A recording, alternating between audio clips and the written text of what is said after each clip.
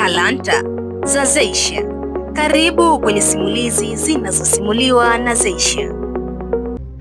Karibu sana ndani ya Talanta za Zeysha. Sote tunawajua Tom na Jerry, lakini swali ni moja. Je, tunawajua waliowaumba? Na je, unajua ni nani alifikiria paka na feli kila mara na panya mdogo anashinda bila kusema neno? Katuni hii ilitungwa mwaka gani? Ilianzia wapi? Na kwa nini hadi leo inatazamwa na watoto pamoja na watu wazima?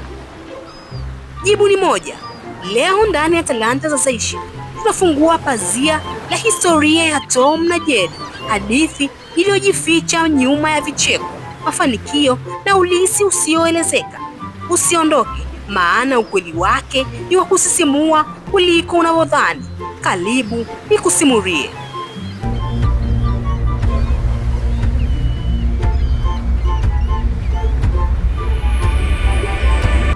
Katuni ya Tom na Jerry ilitengenezwa kwa mara ya kwanza kabisa mwaka 1940 na William Hannan pamoja na Joseph Barbel wakiwa chini ya studio ya MGM. Ni moja ya katuni yenye jina na mafanikio makubwa sana duniani mpaka sasa. Lakini kitu usichokijua ni kwamba mwanzoni kabisa haikupewa jina la Tom and Jerry kama ilivyo sasa, bali iliitwa Puss Gets the Boat, na paka aliitwa Jespel na panya aliitwa Chinks.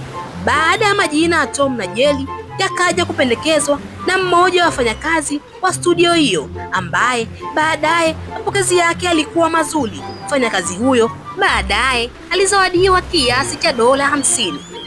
Kuanzia kutumika kwa majina hayo, katuni hiyo ilipata mafanikio mengi, ikiwemo kuingia katika tuzo kubwa za Oscar, jambo ambalo liliongeza umaarufu wa katuni hiyo. William Hannan na Joseph Barbel pia waliunda baadhi ya katuni nyingine maarufu, ikiwemo Scooby-Doo na The Flintstones. Kilichofanya Tom na Jerry wawe wa kipekee si mapigano yao tu, bali ukimya wao. Kwa kiasi kikubwa, katuni hii haina mazungumzo, badala yake hutumia sauti, muziki na matukio ya kuchekesha kuelezea kila kitu. Hii ilifanya iwe rahisi kueleweka duniani kote bila kutafsiriwa. Kwa zaidi ya miaka 80, Tom na Jerry wameendelea kuonekana kwenye runinga, filamu na majukwaa ya kisasa ya kidigitali. Hii inaonyesha nguvu ya wazo lililotungwa kwa ubunifu wa mapenzi ya kweli kwa sanaa. Jambo la kusikitisha, wawili hao tayari wamekwisha fariki, ambapo alianza William Hannan. Yeye alifariki mwaka 2001 akiwa na miaka 90, na baadaye akafuatiwa na Joseph Barbel mwaka 2006 akiwa na miaka 95.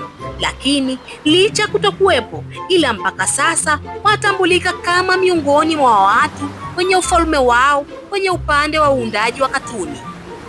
Na hapo ndipo tumefika mwisho wa simulizi yetu ya leo. Tumewaona Tom na Jerry si kama katuni tu, bali kama kazi ya akili za wabunifu waliobadilisha burudani ya dunia, kuanzia mwaka ulipozaliwa hadi kuwa sehemu ya maisha ya vizazi vingi. Historia yake imethibitisha kuwa ubunifu wa kweli haufi. Endelea kuwa nasi ndani ya Talanta za Zeysha, bila kusahau kusubscribe, kulike, kucomment na kushare, kwa sababu hapa tunasimulia si hadithi tu, tunafufua historia. Mpaka wakati mwingine. Namaliza kwa kusema babu yangu aliwahi niambia, nami nakwambia wewe rafiki yangu, usijiulize uanze na nini, anza na ulicho nacho. Ulikuwa nami Zeysha, na hii ni Talanta za Zeysha.